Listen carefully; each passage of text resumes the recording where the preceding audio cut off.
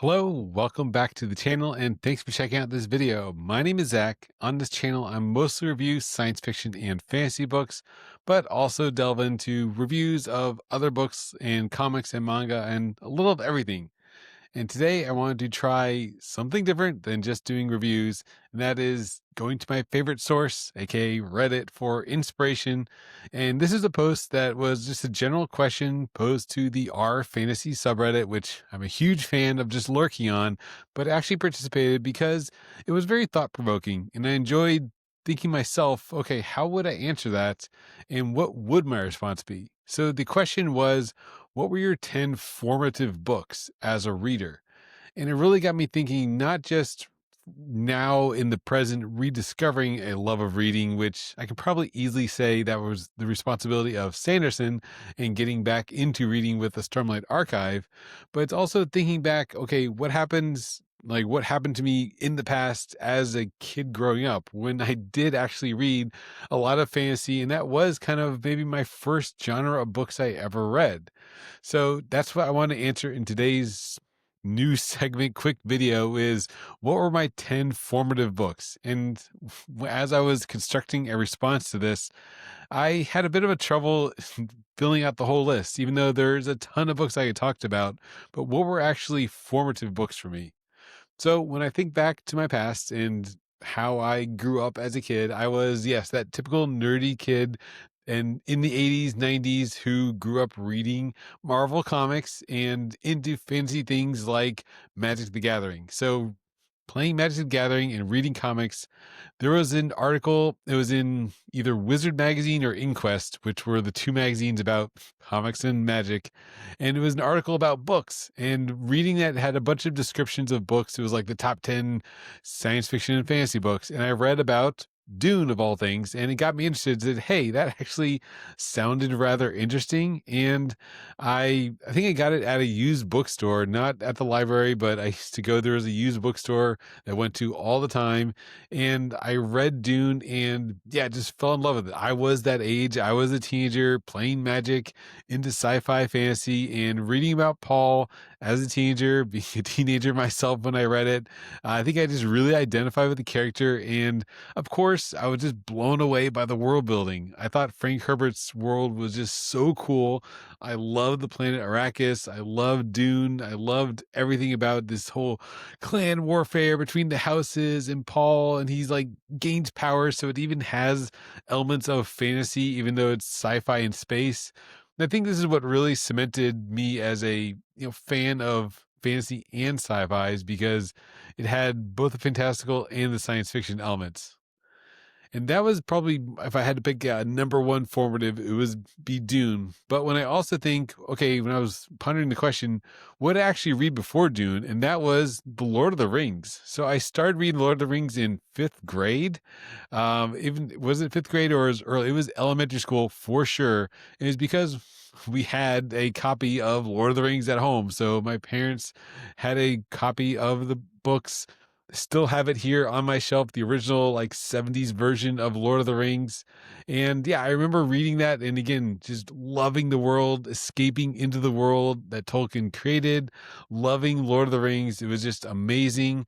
That could not stop reading that as a kid. And I just remember getting lost in reading Lord of the Rings, all the characters, all the adventures. Yeah, it's just everyone knows Lord of the Rings. And it's definitely formative because even though I've probably reread Dune more, I have reread Lord of the Rings even recently with audiobooks as I rediscovered reading.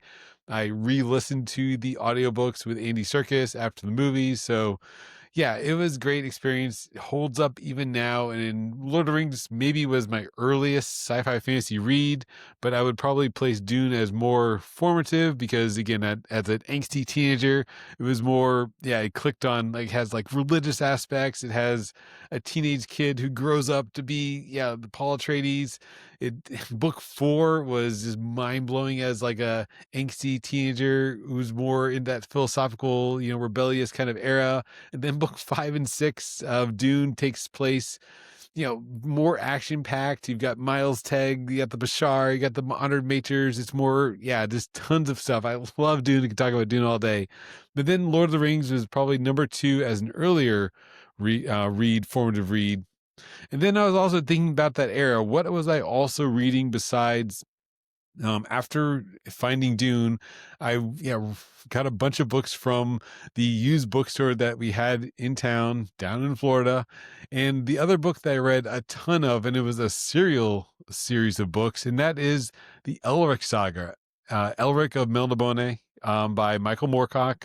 It's made by today's standards not as interesting because it was very like episodic, and I think because it was written as a serial in a magazine, I believe, but every book was, I remember them being rather short compared to now these chonker epic fantasy series. But it was, again, as a teenager, it had the albino prince who had his soul stealing sword fighting chaos. It was just he's like a magic wielding swordsman. He's on these crazy adventures against like magical beasts. And I just remember the stories as being crazy. I remember devouring and reading those stories a lot as a kid in high school growing up. Just a really great time. And it's something. And how was it formative? It was just that sense of adventure, again, the world building, kind of getting that craziness, that epic fantasyness. I think it was maybe solidified by Elric and sort of, I guess, Grimdark, you'd call it nowadays. But Elric was a great series, and I do want to kind of reread that eventually. And then another book that was like my early formative days, but what brought me back into reading now? And I would put probably my fourth most formative series is in how that ties into these earlier series, and why I put Elric maybe slightly higher is The Way of Kings and Words of Radiance by Brandon Sanderson. So Sanderson is what got me back into reading. I had a friend at a corporate job a couple years ago, post-pandemic. They had recommended, we were talking about fantasy series, and I think we were talking about manga of all things in anime, and they recommended, hey, you should check out Brandon Sanderson because they loved Sanderson. So I was like, okay, I'll give it a shot. Why not? It just kind of hit at that time. I think I was just reading a lot of self-help and just personal development kind of books, but not reading fiction, even though maybe you could classify some personal development as fiction. But I wasn't reading, like fantasy or sci-fi, and I don't really know why. I was reading a lot of manga at the time, like flying through volumes of manga. I read a ton during the COVID, and coming out of the pandemic, this was 2021. They recommended check out Way of Kings, and I got it from Audible, and I was just hooked from the opening. It starts a little bit cryptic, of course, The Way of Kings, with this, the like a round table in my mind. I imagine that, and then it's like it starts off at a 10. I loved that opening sequence where I'm not talking spoiler, but I think everyone's read Sanderson, but there's this assassination attempt and they're using these powers and you don't really know how the powers work, and they're doing these superhuman things, but it's in a fantasy setting. And this whole just like exposition, you start in media res, like right in the action, this assassination attempt on the king, and then you shift to Caladan and he's like being the mopey hero at the first, right? And then, you follow his journey. It did get slow at times, I will admit, but because I was kind of buddy reading it with somebody, that kind of pushed me through those slow chapters, I think, of The Way of Kings. And then going into the next book, I devoured Sanderson at first. So Words of Radiance was just amazing. I think it's better than The Way of Kings, even though as far as like, again, formative read, the question, I would put Way of Kings higher because yes, it was formative because it got me back in reading. You couldn't have read Words of Radiance without reading Way of Kings, but Way of Kings was great. I love just learning about the world of Stormlight. It was, I think it's a very cool system. I know why Sanderson's so praised. I loved early Sanderson, but Words of Radiance was an amazing book. I loved book 2 more than book 1. I thought book 2 was just amazing. And of course, like later I kind of got burned out on Sanderson because I just devoured them back to back. And that led me on a journey to explore other interests in the world of sci-fi fantasy after I got out of my Sanderson phase. So, but number 4, definitely very strong influence me is Sanderson, Stormlight Archive, and The Way of Kings / Words of Radiance. Now to also go back in time again, as I was trying to rank order this, what was maybe most formative? And when I think on that thread of fantasy series, and yes, I have Elric, who kind of got me into maybe that grimdark magical fantasy, but another formative read for me was Roger Zelazny's Chronicles of Amber. So this is another kind of short serial series, which again, growing up, this was late 90s, reading these from the used bookstore. We used to be able to get paperback volumes for like 50 cents or $1. It was super cheap. So I just would, spend kind of my allowance money and get a couple fantasy books and read them over the course of a couple days, a week. Of course, going to school and stuff. But the Chronicles of Amber is, yeah, it's like a multiverse story. So it's a very interesting story to think if this was going on, back in the 90s, and it was written even before that. So it introduces this fantasy setting, but not quite swords and sorcery like Elric is, but still a fantasy setting with kings and stuff. But they have the powers of going to the one true world, and they're fighting for the throne. So it was a different take on what, in my mind at the time, what traditional fantasy was, which was like knights and swords and sorcery sort of fantasy in the 80s, 90s. So yeah, Chronicles Amber was just showed me kind of some other aspects of what can be fantasy with magic, and of course the multiverse kind of aspect of it. And to shift gears, and again, as I was rank ordering this, what was also formative as a reader for me, and I mentioned I was reading a ton of manga, and the show, that series, I should say, that got me into manga was One Piece. So during COVID, we all had a ton of free time on our hands. We were stuck at home. So what better to do than read manga? And I decided, hey, I'm going to give some series a chance because we're all just looking for things to do. And I read One Piece, and it starts off slow, but again, maybe because I was a captive audience, stuck at home with nothing else to do, powered through the earlier chapters, which were okay, but not great. But once we got to Alabasta was when the series really picked up for me. I love the pacing in the story in Alabasta. It was just, you're just on this ride where Ichiro Oda has this, yeah, he just has the pacing that every chapter has like a cliffhanger. There's this driving force that, the group splits up. They're off on their own parts of the island, and they eventually converge at the end. And I love that kind of multiple plot threads. We're following the different Straw Hats on their own kind of side missions, and then they converge to fight the big bad guy of that arc.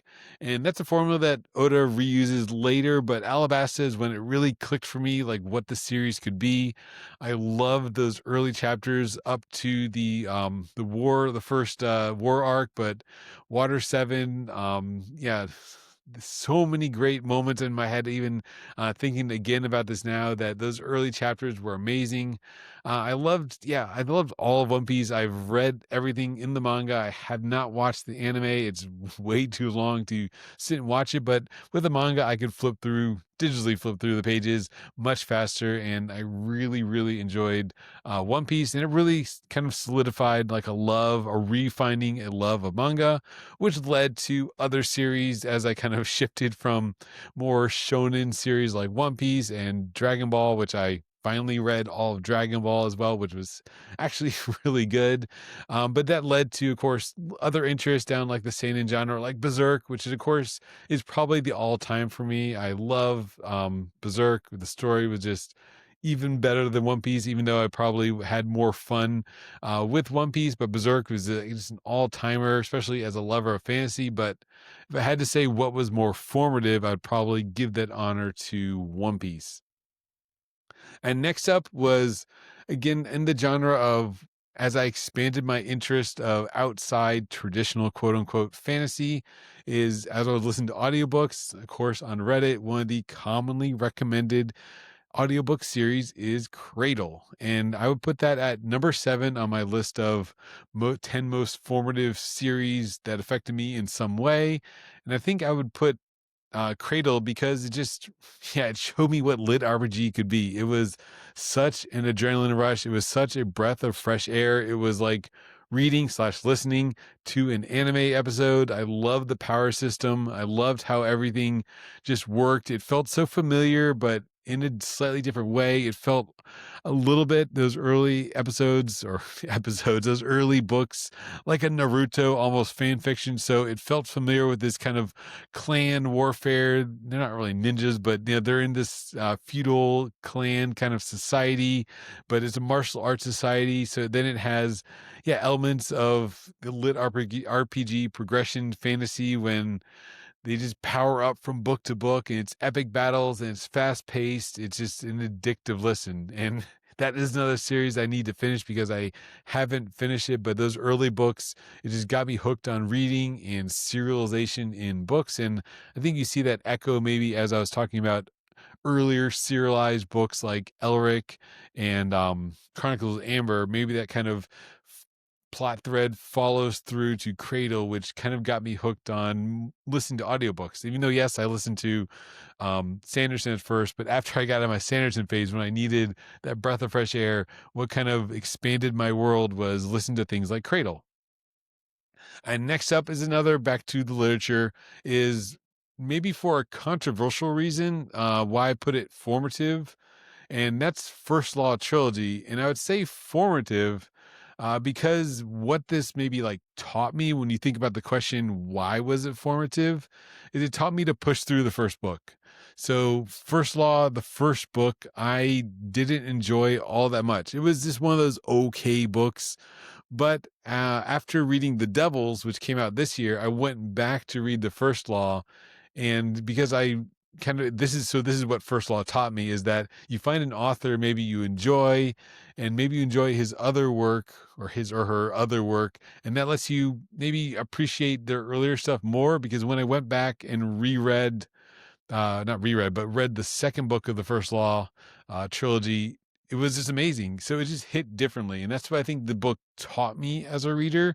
The trilogy is that sometimes it's not the right time or place to read a certain type of book. But then when you're in the mood for a certain kind of book, you can, rediscover that genre or that author, and it'll just hit differently. So if anything, that's what it taught me. I really enjoyed book 2 and 3. I thought they were great. I thought book 2 was really good. Book 3, really good. Book 1 was, the weakest of the trilogy. And like I said, I'm happy I pushed through to book 2 and gave it another shot because of the high praise I hear all over social media and Reddit. But rereading the rest of, not rereading, but pushing through and reading the rest of the First Law trilogy was kind of, that formative experience. And then on that note, when I was thinking about books that shaped me as a reader for good or bad as a formative, I guess I would say also Wheel of Time. Because again, this is a highly loved by a lot of people series for good reason. People like their books for other reasons. And it's a book that taught me that it's okay to DNF a beloved series. So after pushing through 4 books of this series, which is no small feat, I think I gave it enough time with 4 books. It taught me that, yes, that's quite okay, that not everything works for every person. So if anything, in a formative sense, that I tried it, I saw it, I see what people might like for this type of series. It is more character driven, it's a little slower, it's a different narrative style to other books. But and I know why that works for other people. It just didn't work for me. Or like I mentioned with First Law, it's just something that's not working for me right now, and it's still not working for me. And I gave it multiple tries, 4 out of 12 books. I gave it like a third. I give it a good try, 4 novels in Wheel of Time, before saying, okay, maybe this really isn't for me. I'm not enjoying myself in the world and the time that I'm spending here. I'm just sort of reading it to reading it, and I should be reading it to enjoy my time reading. And this may be kind of like DNF things sooner than maybe I would have done in the past. Lastly, the number 10 book as a formative read for me as a reader. I was thinking hard about this one because there's so many books I could list that I'm just excited about right now. Like I'm really excited about Malzahn at the moment. But I don't know if it was formative in the sense that it's the formative of, that's why I like Malzahn. But I think the earlier books that I talked about is what maybe led me to enjoy a book like Malzahn right now, or Book of the New Sun, because it's little pieces of Dune, or Sun Eater has the pieces of Dune in Lord of the Rings, and maybe a little bit of Elric in it. but I was trying to think like out of left field for my final number 10 spot. And I'm going to maybe do, yeah, out of left field. And that is Takahiko Inoue's Real. And this is my oddball 10th choice because as a formative reader. So as I was talking about my manga journey, read One Piece, then started on Berserk, and was just really enjoying seinen manga. Really enjoyed the more kind of mature stories, which led me to series like Vagabond. Vagabond is an all-timer, but I wouldn't say it was influential as a reader. So while like Berserk was an amazing read, probably my favorite manga, it wasn't maybe as influential or formative as a reader. And Vagabond is maybe like my number 2 with One Piece at number 3, because Vagabond was a masterpiece, but it's also not done. But when I read Real, so I was again following that idea of find an author you like and then maybe explore their other works and keep reading that because you know their storytelling style fits your aesthetics, fits your mood, or what you're looking for in a story. And Real is a book that I didn't really expect to enjoy. That yes, I like Slam Dunk, his main famous series, but Real is a story about wheelchair basketball. And it's one of those things where, like, how can that work as a manga? It's maybe more exciting to see it animated, but how can, static pictures on a page work? And it's a book where the character work is simply amazing. I got so emotional reading about these characters in Real, learning to play basketball and wheelchair basketball. It's so yeah, it taught me to think about other genres that may not work on the surface, follow the author you enjoy, and to get emotionally invested in a character like I've probably never done in another series. Real was just, it was real. It was a very emotional series. And if you've read Real, you'll know what I'm talking about. There's just so many moments in there that I was, tearing up reading the pages, seeing the story arc, just seeing the characters go through the things they do. And it's not like a tragic sense. It's more understanding their circumstance, understanding them as characters, their situations, their frustrations as they kind of overcome things in their lives. It's like hard to put into words without being, of course, spoilery and giving away exactly why, but it's not like a tragic kind of you're crying because someone passed away. It's the character struggle and really connecting with the character. So that's what Real kind of taught me, was how to connect with the character like I've probably haven't yet, and still kind of is chasing that high, I guess you could say, of that character connection in a story. So that was my top 10, or not top 10, but 10 formative reads. And then maybe an honorable mention of what formed me as another reader. Again, that the kind of competing for the number 10 slot, looking outside the genre of just books. And that is Jonathan Hickman's run on Fantastic Four, which again, yes, was a pandemic read where I was looking for things to read, and Marvel Unlimited was a savior during those times, during COVID. And the Fantastic Four run into Time Runs Out into Secret Wars reinvigorated a love for American comics. But yes, I was reading a ton of manga, but I grew up on X-Men, grew up on Spider-Man. These are the stories I loved. I was a huge Wolverine fan growing up. Who wasn't in the 80s and 90s, right? Wolverine was the best. He was the coolest. But when I read Hickman's run on Fantastic Four, it made me love Fantastic Four. They're a team that I never really enjoyed, but the storytelling style in Hickman's run felt, I guess, like a manga. It was very episodic. It had a larger plot structure for once, instead of the short episodic nature of old style comics. Hickman's run was, yeah, it had a whole story arc that everything connected, everything was driving towards a goal with the storytelling. And it was just, yeah, a masterclass. I loved all the events. I loved all the characters of Future Foundation, Fantastic Four, Council of Reeds. Time Runs Out was so like gripping. I just could not put the books down. I just kept reading and reading and reading. It was one of those, again, that just gripping cliffhangers, not cliffhanger, but just a story that you want to keep finding out what happens next. And it was amazing storytelling. So that's my American style Marvel comic pick is Hickman's Fantastic Four run into Time Runs Out and Secret Wars.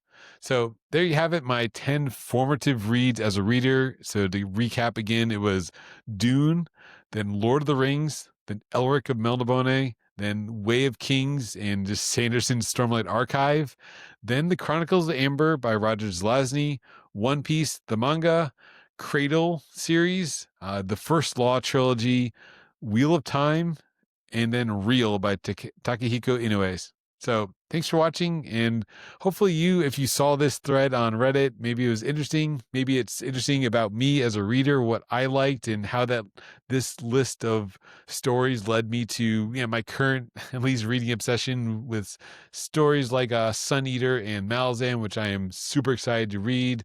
I'm also really enjoying The Expanse at the moment, so how these books shaped what I'm reading now. So thanks for watching this video, and have a great day.